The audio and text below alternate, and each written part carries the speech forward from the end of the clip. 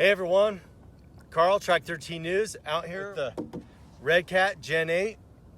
I am a novice when it comes to scale or crawlers or anything slow. As you've seen my videos, I pretty much go fast with everything. And I really fell in love with that. Plenty of unboxing and reviews, I'm sure. I've got a real unique way of filming this, and I thought I would try it out with the viral light. I ran a couple packs through it. Great. I mean, full mud clumps on the tires.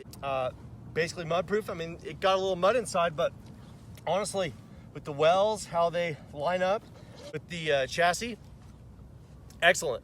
A little bit of mud in there, no big deal. I gotta wash this thing, but let's check it out. We're gonna film the Redcat Gen8 and got the viral light. I've got a 3-axis gimbal, EVO, and then to control it, we're going to be watching on the iPhone. And so this is the viral remote, and then here's the joystick for the EVO Gimbal. And we're going to do Redcat. We've got this RC track right next to my office, pretty sweet. And just so you know, you can't use it.